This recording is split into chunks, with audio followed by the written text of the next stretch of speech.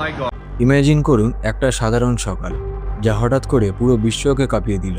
একের পর এক মিসাইল, বোম্বিং এবং একটা হাই প্রোফাইল অ্যাসাসিনেশন, যা মিডল ইস্টের পাওয়ার ব্যালেন্সকে বদলে দিতে পারে। হ্যাঁ, আমি বলছি ইরানের সুপ্রিম লিডার আয়াতুল্লাহ আলী খামিনেইর মৃত্যুর কথা। Iran's supreme leader Ayatollah Ali Khamenei has been confirmed dead following targeted airstrikes on Tehran by joint US and Israeli forces. ইরানের রাজনৈতিক কাঠামোতে সুপ্রিম লিডারই সর্বোচ্চ ক্ষমতার অধিকারী। সামরিক বাহিনী, রেভলিউশনারি গার্ড, বিচার বিভাগ এবং কৌশলগত পররাষ্ট্রনীতির চূড়ান্ত সিদ্ধান্ত তার হাতেই থাকে। তাই তার মৃত্যু মানে শুধু নেতৃত্ব পরিবর্তন নয়, পুরো সিদ্ধান্ত গ্রহণ প্রক্রিয়ায় বড় ধাক্কা। এটা এমন একটা ঘটনা যা শুধু ইরানকেই নয়, আঞ্চলিক শক্তির ভারসাম্যকেও প্রভাবিত করতে পারে, বিশেষ করে যখন ইরান দীর্ঘদিন ধরে আমেরিকা ও ইসরায়েলের সঙ্গে উত্তেজনাপূর্ণ সম্পর্কে রয়েছে। এই প্রেক্ষাপটে এমন একটি টার্গেটেড হামলা সরাসরি সামরিক প্রতিক্রিয়া, প্রতিশোধকমূলক পদক্ষেপ কিংবা বৃহত্তর সংঘাতের সম্ভাবনা তৈরি করতে পারে। কী কারণে এটা হলো? এই হামলার পেছনেই কি কোনো নির্দিষ্ট সামরিক বা পারমাণবিক ইস্যু আছে, নাকি এটা দীর্ঘদিনের ভূ রাজনৈতিক দ্বন্দ্বের ফল? কী হবে ইরানের ভবিষ্যৎ? সুপ্রিম লিডারের পরবর্তী উত্তরসূরি নির্বাচন কিভাবে হবে? অভ্যন্তরীণ ক্ষমতার লড়াই শুরু হবে, নাকি সিস্টেম দ্রুত নেতৃত্ব স্থাপন করবে? আর আমেরিকা ইসরায়েলের এই অ্যাটাক কি সত্যিই নিরাপত্তা কৌশলের অংশ, নাকি বৃহত্তর আঞ্চলিক পুনর্গঠনের পরিকল্পনা? হ্যালো ফ্রেন্ডস, ভুবন ভবনে আপনাদের স্বাগতম। আজকের ভিডিওতে আমরা এই পুরো ঘটনাকে ডিসাইড করব, ফ্যাক্টস, বিশ্লেষণ এবং এর গ্লোবাল ইম্প্যাক্ট সম্পর্কে। এই ভিডিওটা শেষ পর্যন্ত দেখুন, কারণ আজ যে বিষয়টা আমরা আলোচনা করছি এটা ভবিষ্যতের আন্তর্জাতিক রাজনীতিকে প্রভাবিত করতে পারে। চ্যানেলটি তো নতুন হয়ে থাকলে সাবস্ক্রাইব করে দিন। চলুন শুরু করা যাক।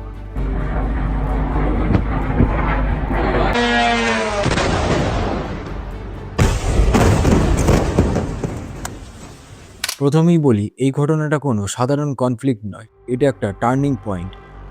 1979 সালের ইরানে ইসলামিক রেভলিউশনের পর ইরানের রাজনৈতিক কাঠামো যেভাবে গড়ে ওঠে তার মূল ভিত্তি ছিল বেলায়েতে ফকিহ মডেল, যেখানে সর্বোচ্চ ধর্মীয় নেতাই রাষ্ট্রের চূড়ান্ত সিদ্ধান্ত গ্রহণকারী।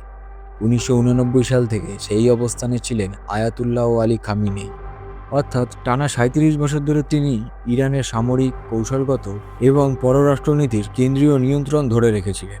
এই দীর্ঘ সময় ইরান তার নিউক্লিয়ার প্রোগ্রামকে এগিয়ে নিয়েছে। আন্তর্জাতিক নিষেধাজ্ঞা, কূটনৈতিক চাপ, এমনকি চুক্তি, সবকিছুর মধ্যেও এই প্রোগ্রাম ছিল ইরানের নিরাপত্তা ও প্রভাব বিস্তারের কৌশলের অংশ। একই সঙ্গে মিডল ইস্টে ইরান যুদ্ধের বদলে সরাসরি প্রক্সি নেটওয়ার্ক তৈরি করেছে, যেখানে লেবাননে হেজবুল্লাহ, ইয়েমেনে হউথি মুভমেন্ট এবং গাজায় হামাস, এই গোষ্ঠীগুলির সঙ্গে ইরানের কৌশলগত সম্পর্ক বহুদিনের। অন্যদিকে আমেরিকা ও ইসরায়েলকে ইরান দীর্ঘদিন ধরে প্রধান প্রতিপক্ষ হিসাবে দেখেছে। রাজনৈতিক বক্তৃতা ও সংসদীয় অধিবেশনগুলোতে death to America, death to Israel ধরনের স্লোগান শোনা গেছে, যা মূলত রাষ্ট্রের আদর্শিক অবস্থানকে প্রতিফলিত করে। কিন্তু এতদিন এই দ্বন্দ্ব ছিল মূলত প্রক্সি সংঘাত, সাইবার আক্রমণ, টার্গেটেড অপারেশন এবং কূটনৈতিক সংঘাতের মধ্যে সীমাবদ্ধ। এবার পরিস্থিতি সরাসরি সামরিক সংঘাতে রূপ নিচ্ছে। এটাই এই ঘটনাকে আলাদা করে তুলেছে, কারণ যখন আদর্শিক শত্রুরা সরাসরি রিয়েল ওয়ারে পরিণত হয়, তখন তার প্রভাব শুধু দুই দেশের মধ্যে সীমাবদ্ধ থাকে না, পুরো অঞ্চল এবং আন্তর্জাতিক শক্তির ভারসাম্য এতে জড়িয়ে পড়ে। 28 ফেব্রুয়ারি 2026 শনিবার সকালে ইসরায়েল এবং আমেরিকা যৌথভাবে ইরানের ওপর বড় আকারের মিসাইল ও এয়ার স্ট্রাইক চালায়। টার্গেট ছিল মূলত ইরানের নিউক্লিয়ার স্থাপনা, সামরিক ঘাঁটি এবং শীর্ষ পর্যায়ের কর্মকর্তারা। তেহরান, ইস্ফাহান, কারমান, সিরাজ, বড় বড় শহরগুলোতে একাধিক বিস্ফোরণের খবর আসে। অর্থাৎ হামলাটা ছিল শুধু সীমিত সামরিক অপারেশন নয়, বরং সম্মিলিত এবং বহু টার্গেট ভিত্তিক স্ট্রাইক। আন্তর্জাতিক মিডিয়ার রিপোর্ট অনুযায়ী হাজারের বেশি টার্গেটে আঘাত আনা হয়েছে। ইসরায়েলি মিসাইলগুলো সরাসরি স্ট্রাইক চালায়, আর আমেরিকা ইন্টেলিজেন্স সাপোর্ট এবং সমুদ্রভিত্তিক এয়ারক্রাফট ক্যারিয়ার থেকে লজিস্টিক ও অপারেশনাল সহায়তা দেয়। এই অপারেশনের মাধ্যমেই একটি মিসাইল সরাসরি আঘাত করে খামিনেইয়ের অফিস ও বাসভবনে। এর ফলে তিনি এবং তার পরিবারের কয়েকজন সদস্য নিহত হন। বিভিন্ন আন্তর্জাতিক সূত্র এটাকে একটি পরিকল্পিত টার্গেটেড অ্যাসাসিনেশন সংঘর্ষ হিসাবে উল্লেখ করেছে, যেখানে তার অবস্থান শনাক্ত করতে উন্নত গোয়েন্দা তথ্য ব্যবহার করা হয়েছিল। শুধু খামেনেই নন, এই হামলায় ইরানের প্রায় 40 জন শীর্ষ কর্মকর্তা নিহত হন। এর মধ্যে প্রতিরক্ষামন্ত্রী এবং রেভলিউশনারি গার্ডের কমান্ডারও ছিলেন। অর্থাৎ এই স্ট্রাইক ছিল কেবল প্রতীকী আঘাত নয়, এটি সরাসরি ইরানের সামরিক ও প্রশাসনিক কাঠামোকে দুর্বল করার উদ্দেশ্যে পরিচালিত। রয়টার্সের রিপোর্ট অনুযায়ী খামেনেইয়ের কম্পাউন্ড সম্পূর্ণ ধ্বংস হয়ে যায়।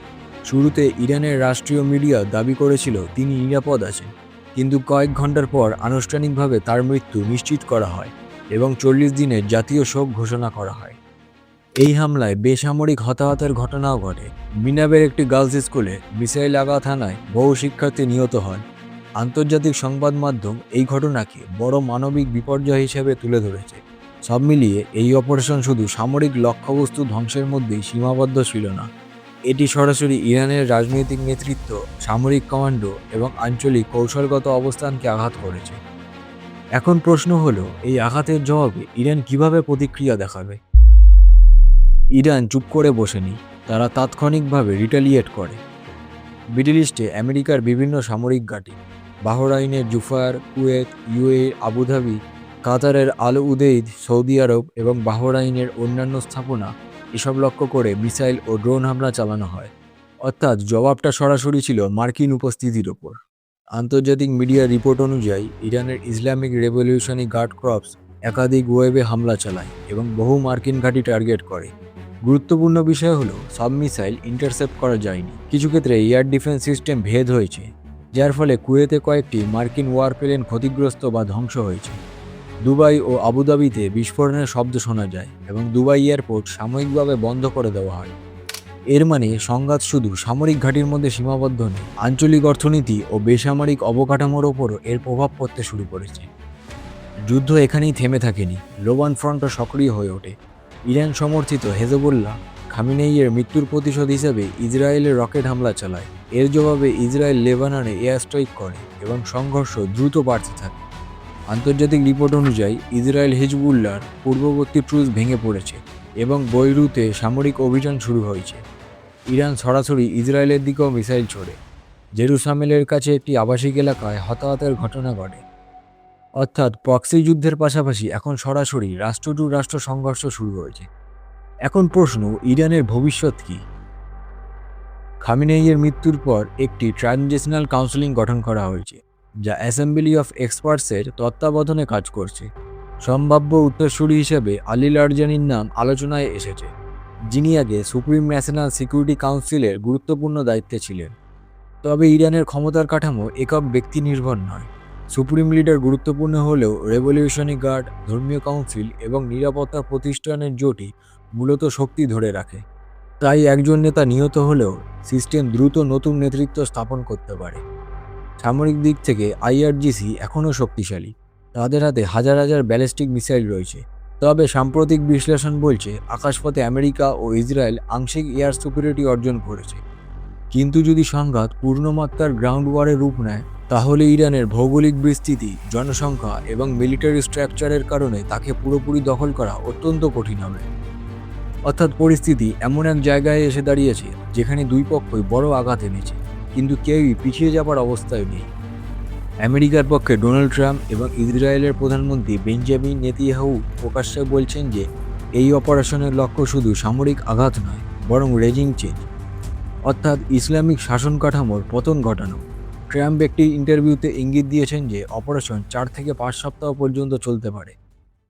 এখানে একটি গুরুত্বপূর্ণ বিষয় হলো, ইরানের অর্থনীতি দীর্ঘদিনে নিষেধাজ্ঞার চাপে দুর্বল। কারেন্সির মান কমেছে, বেকারত্ব বেড়েছে এবং অভ্যন্তরীণ অসন্তোষও রয়েছে। কিন্তু অর্থনৈতিক দুর্বলতা সবসময় দ্রুত রাজনৈতিক পতনের রূপ নেয় না, বিশেষ করে যখন ডিফেন্স সিস্টেম মজবুত থাকে। অন্যদিকে ইরানের ভৌগোলিক অবস্থান অত্যন্ত কৌশলগত। স্ট্রেট অফ হরমুজ দিয়ে বিশ্বের প্রায় 20% তেল সরবরাহ প্রভাবিত হয়। সুতরাং যদি এই রুটে অস্থিরতা তৈরি হয় বা সাময়িকভাবে বন্ধ হয়, তাহলে এর প্রভাব পুরো বিশ্বের জ্বালানিতে পড়বে। ইতিমধ্যে তেলের দাম অলরেডি বেড়ে গেছে বলে রিপোর্ট এসেছে। এর প্রভাব ভারত সহ আমদানি নির্ভর দেশগুলোর ওপর দ্রুত পড়তে পারে। জ্বালানির দাম বাড়লে পরিবহন, খাদ্য, শিল্প সব খাতে চাপ তৈরি হয়। এখন সবচেয়ে বড় প্রশ্ন, এটা কি তৃতীয় বিশ্বযুদ্ধের দিকে যাচ্ছে? মার্কিন যুক্তরাষ্ট্রের দুটি aircraft carrier USS Abraham Lincoln এবং ইউএসএস গ্রেডাল আরফর্ড অঞ্চলে মোতায়েন রয়েছে। এগুলি মূলত শক্তি প্রদর্শন এবং ডিটারেন্স কৌশলের অংশ। তবে যদি এই প্ল্যাটফর্মগুলো সরাসরি লক্ষ্যবস্তু হয়, তাহলে সংঘাতের মাত্রা দ্রুত বাড়তে পারে। রাশিয়া ও চীন ইতিমধ্যে উত্তেজনা কমানোর আহ্বান জানিয়েছে, কিন্তু যদি বড় শক্তিগুলি সরাসরি পক্ষ নেয় তাহলে এই সংঘাত আঞ্চলিক সীমা ছাড়িয়ে জোটভিত্তিক যুদ্ধে রূপ নিতে পারে। এই যুদ্ধ আরেকটি বার্তা দিচ্ছে, নিউক্লিয়ার অস্ত্রধারী দেশগুলোকে সরাসরি আক্রমণ করা কঠিন, যেমন নর্থ কোরিয়া। ফলে কিছু দেশ নিজেদের নিরাপত্তার জন্য পারমাণবিক কর্মসূচি জোরদার করার কথা ভাবতে পারে, যা দীর্ঘমেয়াদী বৈশ্বিক নিরাপত্তা কাঠামোকে আরও জটিল করে তুলবে। এই যুদ্ধের কনসিকোয়েন্স ইতিমধ্যেই বড়। ইরানে শত শত মানুষ নিহত হয়েছে, লেবাননে সংঘাত ছড়িয়েছে এবং প্রতিবেশী দেশগুলোতেও বিক্ষোভ হচ্ছে। ইউরোপীয় ইউনিয়ন একে ইরানের ইতিহাসের একটি গুরুত্বপূর্ণ মোড় বলে উল্লেখ করেছে। তবে এখানে একটি নীতিগত প্রশ্নও উঠে আসে, একটি দেশের অভ্যন্তরীণ রাজনৈতিক কাঠামোর পরিবর্তনের উদ্দেশ্যে বাহ্যিক সামরিক হস্তক্ষেপ কতটা গ্রহণযোগ্য। যদি ডেমোক্রেসি প্রতিষ্ঠা যুক্তি হিসেবে ব্যবহৃত হয় তাহলে একই যুক্তি অন্য শক্তিগুলোও ব্যবহার করতে পারে। এতে আন্তর্জাতিক ব্যবস্থায় দ্বৈত মানদণ্ডের অভিযোগ বাড়তে পারে এবং বৈশ্বিক স্থিতিশীলতা আরও দুর্বল হতে পারে। এখন শেষে প্রশ্ন, এই যুদ্ধ কতদিন চলবে? ইরানের হাতে প্রায় 350টি ফাইটার জেট, হাজার হাজার ব্যালিস্টিক মিসাইল ও ক্রুজ মিসাইল এবং আঞ্চলিক প্রক্সি নেটওয়ার্ক রয়েছে। অন্যদিকে আমেরিকা ও ইসরায়েল প্রযুক্তিগতভাবে উন্নত এবং আকাশপথে প্রাধান্য প্রতিষ্ঠার চেষ্টা করছে। যদি সংঘাত সীমিত থাকে তাহলে কয়েক সপ্তাহের মধ্যেই একটি সামরিক বা কূটনৈতিক সমাধান আসতে পারে, কিন্তু যদি প্রক্সি ফ্রন্টগুলো সক্রিয় থাকে এবং বড় শক্তিগুলি সরাসরি জড়িয়ে পড়ে তাহলে এটি দীর্ঘমেয়াদী আঞ্চলিক যুদ্ধে রূপ নিতে পারে, আর সেটাই হয়ে উঠবে তৃতীয় বিশ্বযুদ্ধ। যাই হোক, আমরা সবসময় চাইব এরকম পরিস্থিতি যেন কখনোই না আসুক, কারণ যুদ্ধ মানেই সবসময় ধ্বংস, কারুর কম আর কারুর বেশি। সুস্থ থাকবেন, খুব শীঘ্রই দেখা হচ্ছে পরবর্তী ভিডিওতে।